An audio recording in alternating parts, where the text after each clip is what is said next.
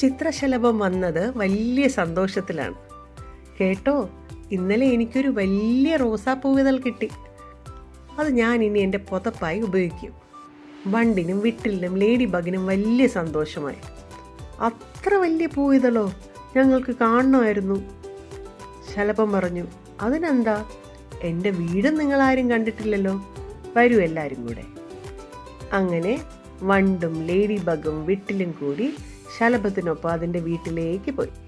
പറഞ്ഞതുപോലെ തന്നെ നല്ല പിങ്ക് നിറമുള്ളൊരു പൂവിതൾ നന്നായി അലങ്കരിച്ച ശലഭത്തിൻ്റെ വീട് കണ്ടപ്പോൾ വിട്ടിൽ പറഞ്ഞു, പൂവിതൾ നല്ല ഭംഗിയുണ്ട്, നിന്റെ വീടും കാണാൻ നല്ല ഭംഗി. നന്ദി വിട്ടിൽ ചേട്ടാ, ഇന്നലെ തേൻ കുടിക്കാൻ പോയപ്പോഴാണ് ഈ പൂവിതൾ എനിക്ക് വഴിയിൽ നിന്നും കിട്ടിയത്.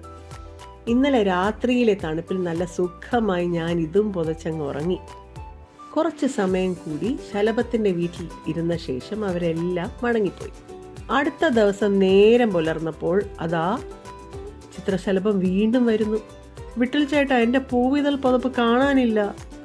ചിത്രശലഭം കരയാറായി. ഇന്നലെ രാത്രി ഞാൻ അതും പുതച്ചാണ് ഉറങ്ങിയത്. ഇന്ന് രാവിലെ ഉണർന്നപ്പോൾ അത് കാണാനില്ല വിട്ടിൽ ചേട്ടാ. നീ വിഷമിക്കണ്ട, അങ്ങനെയാണെങ്കിൽ അത് കണ്ടുപിടിക്കണമല്ലോ.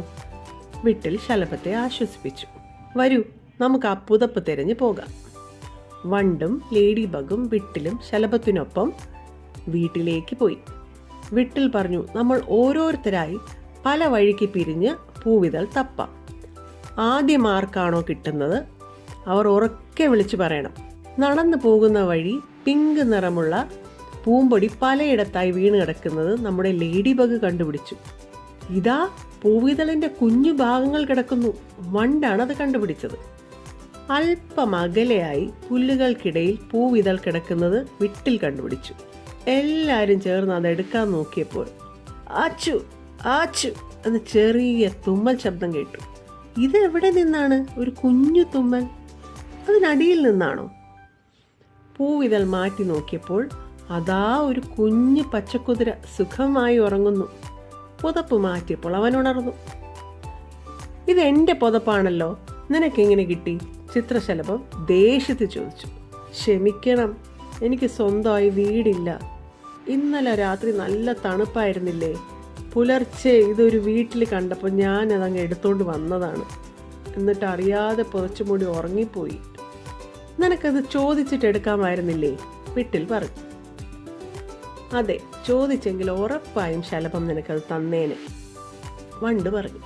തല താഴ്ത്തി കുറ്റബോധത്തിൽ പച്ചക്കുതിര കുഞ്ഞ് നിൽക്കുന്നത് കണ്ടപ്പോൾ ശലഭത്തിന് സങ്കടം വന്നു. ഇതെനിക്ക് വേണ്ട, നീ തന്നെ എടുത്തോളൂ. ലേഡി ബഗ് ചോദിച്ചു, നമുക്ക് എല്ലാവർക്കും ചേർന്ന് ഈ പാവം പച്ചക്കുതിരയ്ക്ക് ഒരു വീടുണ്ടാക്കിയാലോ?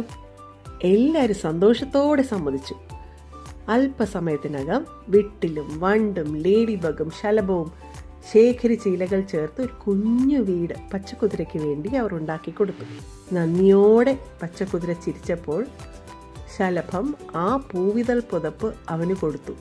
എന്നിട്ട് പറഞ്ഞു, ഇത് നീ വെച്ചോളൂ, ഇതാണ് നിനക്കുള്ള എൻ്റെ സമ്മാനം.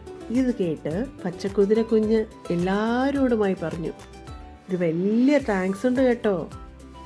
നിങ്ങൾക്ക് എല്ലാവർക്കും എൻ്റെ വക ഒരു വലിയ താങ്ക്സ്. തിരികെ പോകുകയോ? വിട്ടിൽ പറഞ്ഞു. വണ്ടേ, ലേഡി ബഗേ, അർഹിക്കുന്നവർക്ക് നമ്മളാൽ കഴിയുന്ന സഹായം ചെയ്യുന്നതാണ് വലിയ കാര്യം. ശലഭമേ, നമുക്കേറെ പ്രിയമുള്ള ഒരു സാധനം മറ്റുള്ളവർക്ക് സമ്മാനിക്കാനുള്ള നിന്റെ മനസ്സുണ്ടല്ലോ, അത് അതിലും വലിയ കാര്യമാണ്. അത് കേട്ട് എല്ലാവരും സന്തോഷത്തോടുകൂടി അവരുടെ വീടുകളിലേക്ക് ആടിപ്പാടി പോയി. ഇന്നത്തെ കഥ നിങ്ങൾക്ക് എല്ലാവർക്കും ഇഷ്ടമായല്ലോ?